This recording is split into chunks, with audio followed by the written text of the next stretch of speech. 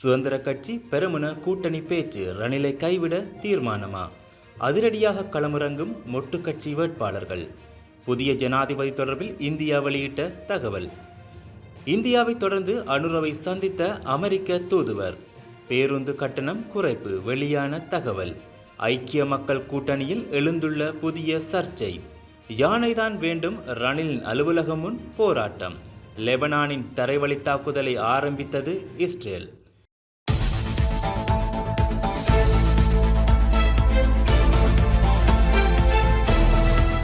இடதுசாரி கூட்டணி ஒன்றை கட்டியெழுப்பது தொடர்பில் சில எதிர்க்கட்சிகள் கலந்துரையாடி வருகின்றதாக தகவல்கள் வெளியாகியுள்ளன. ஸ்ரீலங்கா சுதந்திர கட்சி மற்றும் ஸ்ரீலங்கா பொதுஜன பெரமுன கட்சியிலிருந்து நீங்கி முன்னாள் ஜனாதிபதி ரணில் விக்ரமசிங்கவுக்கு ஆதரவு வழங்கிய குழுவினர் இந்த கலந்துரையாடலில் முதன்மை வகித்துள்ளனர்.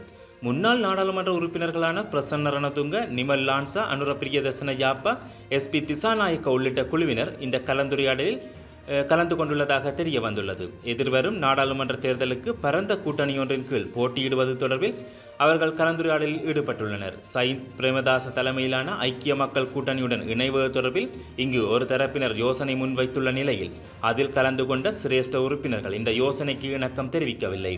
இந்த கூட்டணியுடன் இணைவதை விட சக்தி வாய்ந்த இடதுசாரி கூட்டணி ஒன்றை உருவாக்கி எதிர்வரும் நாடாளுமன்ற தேர்தலில் போட்டியிடுவதே அவசியம் என இதன்போது பிரசன்ன ரணதுங்க தெரிவித்துள்ளார்.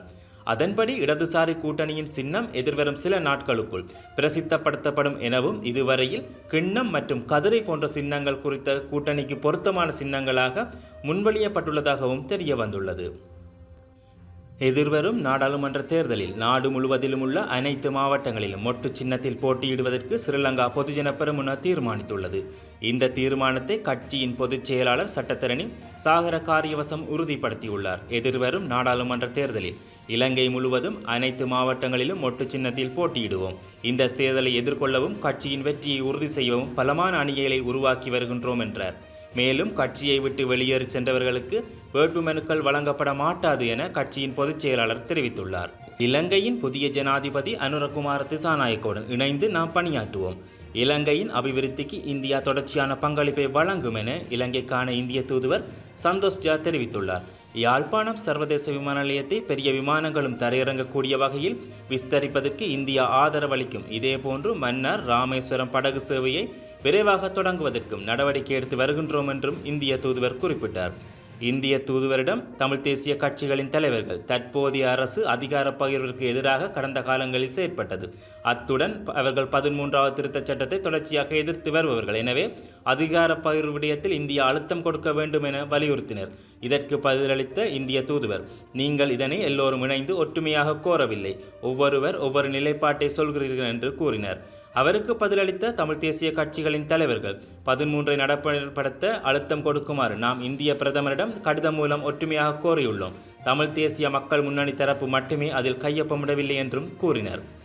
ஜனாதிபதி அனுரகுமார திசாநாயக்கவிற்கும் அமெரிக்க தூதுவர் ஜூலி சங்கிற்கும் இடையில் சந்திப்பொன்று இன்று முற்பகல் ஜனாதிபதி அலுவலகத்தில் இடம்பெற்றது.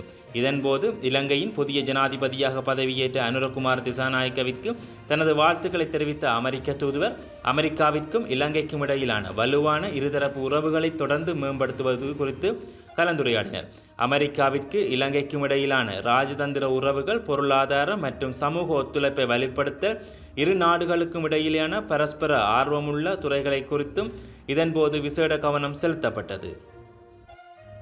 நாட்டில் மாதாந்த எரிபொருள் விலை சூத்திரத்தில் மாற்றம் ஏற்பட்டதை அடுத்து பேருந்து கட்டணத்தை குறைக்க தேசிய போக்குவரத்து ஆணைக்குழு தீர்மானித்துள்ளது. இதன்படி புதிய பேருந்து கட்டண திருத்தம் இன்று அறிவிக்கப்படும் எனவும் ஆணைக்குழுவை மேற்கோள் காட்டி தகவல்கள் வெளியாகியுள்ளது. குறித்த தீர்மானமானது உடன் நடைமுறைக்கு வரும் வகையில் நேற்று நள்ளிரவு முதல் டீசல் ஒன்றின் விலை 33 ரூபாவினால் குறைக்கப்பட்டதை அடுத்து இந்த தீர்மானம் எடுக்கப்பட்டுள்ளது. இந்நிலையில் இன்று நள்ளிரவு முதல் நடைமுறைக்கு வரும் வகையில் இலங்கை பெட்ரோலிய கூட்டுத்தாபனம் மாதாந்த விலை சூத்திரத்தினை வெளியிட்டிருந்தது. இதன்படி 332 ரூபாவாக காணப்பட்ட 92 ரக பெட்ரோல் 1 லிட்டரின் விலை 21 ரூபாவினால் குறைக்கப்பட்டு அதன் புதிய விலை 311 ரூபாவாக காணப்படுகின்றது. அதேபோல் 95 ரக பெட்ரோல் ஒன்றின் விலை எந்த ஒரு மாற்றங்களும் செய்யப்படவில்லை. மேலும் 307 ரூபாவாக காணப்பட்ட ஓட்டோ டீசல் ஒன்றின் விலை 24 ரூபாவால் குறைக்கப்பட்டுள்ளதுடன் அதன் புதிய விலை 283 ரூபாவாகும். 352 ரூபாவாக நிலவிய Lanka super diesel 4 star Euro 4 litre ஒன்றின் விலை 33 ரூபாவால் குறைக்கப்பட்டு அதன் புதிய விலை 319 ரூபாவாக காணப்படுகின்றது. 202 ரூபாவாக நிலவிய மண்ணெண்ணெய் 1 லிட்டர் ஒன்றின் விலை 19 ரூபாவால் குறைக்கப்பட்டு புதிய விலை 183 ரூபாவாக காணப்படுகின்றது. ஜனாதிபதி தேர்தலில் ஏற்பட்ட தோல்வியின் பின்னர் ஐக்கிய மக்கள் கூட்டணியில் எழுந்துள்ள உள்ளக சர்ச்சைகள் மேலும் அதிகரித்து வருவதாக தெரிய வந்துள்ளது. ப்ளூ பிரிண்ட் என அறிமுகப்படுத்தப்பட்ட கொள்கை வெளியீடுதான் ஐக்கிய மக்கள் சக்தியின் தலைவர் சஜித் பிரேமதாசவின் தோல்விக்கு முதன்மை காரணம் என தெரிவித்து ஒரு குழுவினர் இது தொடர்பில் கடுமையான நடவடிக்கை மேற்கொண்டு வருவதாக கூறப்படுகின்றது. விசேடமாக அந்த விஞ்ஞாபனத்தில் தயாரித்த கலாநிதி ஹர்ஷ டி சில்வா, ஹபீர் ஹாசிம் மற்றும் எரான் விக்ரமரட்ன ஆகியோரை ஐக்கிய மக்கள் சக்தி கூட்டணியில் இருந்து நீக்க வேண்டும் என்ற தீவிர பிரச்சாரத்தை முன்னெடுத்து வருகின்றனர். அந்த மூவரும் அவரவர் ஆசனங்களிலும் இருந்தும் தோற்கடிக்கப்பட்டுள்ளனர் என்பதும் சுட்டிக்காட்டப்பட்டுள்ளது. ஹர்ஷ ராஜகருண, கவிந்த ஜெயவர்தன, எஸ்.எம். மரிக்கர் உள்ளிட்டோர் இந்த நடவடிக்கைகளில் முன்னணியில் நிற்பதாக தெரிய வந்துள்ளது. மேலும் அந்த மூவரையும் தவிர ரணில் விக்ரமசிங்கவுடன் இணைந்த ஏனையவர்களையும் நீக்க வேண்டும் என லக்ஷ்மன் பொன்சேகா கடும் யோசனை ஒன்றை முன்வைத்துள்ளதாகவும் தெரிய வந்துள்ளது. எதிர்வரும் பொதுத் தேர்தலில் ஐக்கிய தேசிய கட்சி யானை சின்னத்தில் களமிறக்க வேண்டும் என்று வலியுறுத்தி ஸ்ரீகொத்த கட்சி தலைமையகத்தின் முன்பாக போராட்டம் ஒன்று முன்னெடுக்கப்பட்டுள்ளது. ஐக்கிய தேசிய கட்சியின் ஹஸ்பேவை தொகுதி அமைப்பாளர் உபுல் மலேவன தலைமையிலான குழுவினர் இந்த போராட்டத்தில் ஈடுபட்டுள்ளனர். பொது தேர்தலில் எரிவாயு சிலிண்டர் சின்னத்தில் போட்டியிட்டால் ஐக்கிய தேசிய கட்சியானது எஞ்சியிருக்கும் கட்சி பிரதிநிதிகள் மற்றும் பல தலைவர்களை இழக்கக்கூடும் என இவர்கள் தெரிவித்துள்ளனர். எனவே ஜான சின்னத்திலேயே பொது தேர்தல் உள்ளிட்ட எதிர்வரும் தேர்தல்களில் களமிறங்க வேண்டும் என்று இவர்கள் வலியுறுத்தியுள்ளனர். இந்நிலையில் முன்னாள் ஜனாதிபதி ரணில் விக்ரமசிங்கவுடனான கலந்துரையாடலில் சாதகமான பதில் கிடைத்தமையால் போராட்டம் நிறுத்தப்பட்டது. லெபனான் மீது பாரிய தரைவழி தாக்குதலை இஸ்ரேல் ஆரம்பித்துள்ள நிலையில் மத்திய கிழக்கில் போர் பதட்டம் உக்கிரமடைந்துள்ளது. லெபனானின் பல பகுதிகளிலும் பாரிய அளவில் குண்டு சத்தங்கள் கேட்டவண்ணம் உள்ளன.